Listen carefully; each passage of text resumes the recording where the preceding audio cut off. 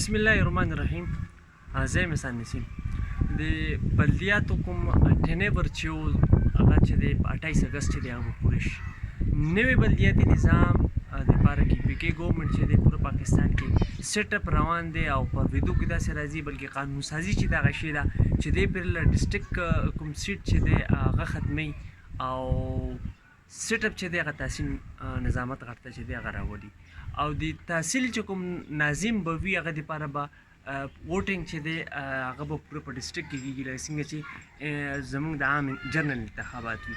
د هغې نه علاوه یونین کونسل وایز باندې کې به څنګه چیرمین موږ ګورو داسې چیرمینان به وي ورسره کونسلران داسې سیټ اپ چې دی هغه چې دی جوړیږي او میبي امید دا دی چې دسمبر پورې به دا لانچ شي په دې باندې کې به عمل درآمد چې دی هغه شروع شي. سوال دا دی چې په بټګرام کې بلدیات دپاره څه تیاریانې چې دي هغه شروع شي دي او سیاسي څه هلې ځلې چې دي هغه روانې دي. اوسه پورې په سکرین باندې کې موږ ته څه شیزونه خلکو ته عام خلکو ته دا ښکاري چې کوم ماحول چې دی سیاسي هغه نارمل دی او ښه طریقې سره چې دی هغه روان دی. حالانکې که موږ وګورو دې وخت کې زه به دا ووایم چې ډېر غټ سیاسي هلچل چې دی هغه شروع شوی دی او سیاسي وفاداریانې چې دي هغه هم تبدیل شوي دي. سیاسي چې کوم دوستی وي هغه چې دي هغې کې هم دراړونه چې دي هغه راغلي. موږ ټولو کې مخکې دا وګورو دې وخت کې چونکې سیټ اپ چې دی په ډسټرکټ بډګرام کې هغه د ترن ګروپ دی. ترن ګروپ ایم این ای د ترن ګروپ دی ایم پی ایس چې دی هغه د ترن دی ډسټرکټ او تحصیل نظامت یعنې اوورال پوره په ډسټرکټ باندې کې د هغې دغه دی. نو موږ دې وخت کې ګورو ترن ګروپس چې کوم دوه بنیادي شخصیات دي ملګري دي هغه په دې وخت کې د ترن ګروپ نه چې دی هغه ناراضه دي او که بلدیاتو پورې دا سیستم دا شان کې لاړ شي نو زه دا ګڼم چې ترن ګروپ ته چې دی ډېره غټه دچکه چې دا هغه به ولېږي. په هغې کې د یعقوب خان پیمال شریف سره تعلق ساتي د هغه ناظم دی او ډېر غټ ووټ بینک لري هغه چې دی دې وخت کې د ترن ګروپ نه چې دی هغه ناراضه دی. او دې سره چې دی شمس رحمان شمس چې دی سابقه ډسټرکټ ناظم هم پاتې شوی دی هغه چې دی هغه هم د ترن نه چې دی هغه خفه دی. بل اړخ ته که موږ وګورو د بټګرام کوم ګروپ چې دی هغې کې پکې هم ظاهره خو ښکاري داسې چې دوی یو شي دي خو اوسه پورې زموږ چې کوم اطلاعات دي کوم دغه دي په هغې کوم درړه چې دی هغه هغه شان دی کې موجود دی.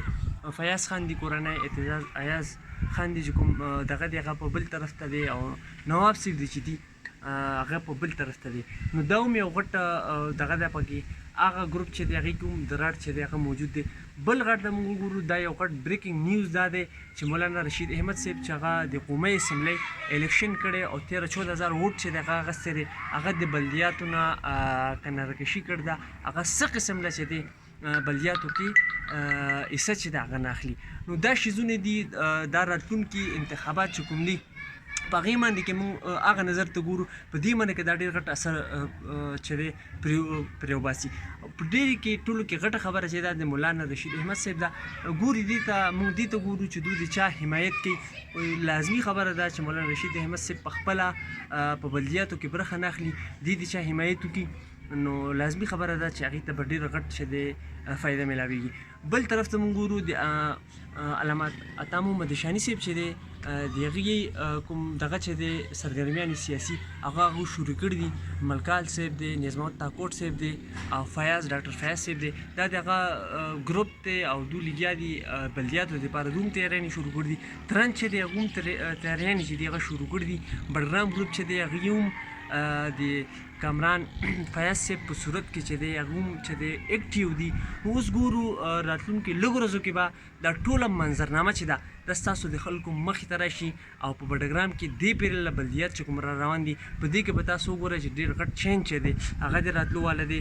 او موږ دا زه دا کوم چې زما سورس دي زه هغې سره دا خبره کوم شمس چې ناظم صاحب چې دی په اورېدو کې داسې راځي او قریبي ذرایع دغه دا وایي چې دې پرې له هغه تحصیل نظامت دپاره الیکشن چې دی هغه کوي. نو اوس مخې ته ګورو راتلونکي وخت کې څه جوړېږي او نقشه کومې غاړې ته ځي رخ چې دی په کومه غاړه وي نو هغې دپاره به موږ له به لږ وخت چې دی هغه انتظار کول راځي.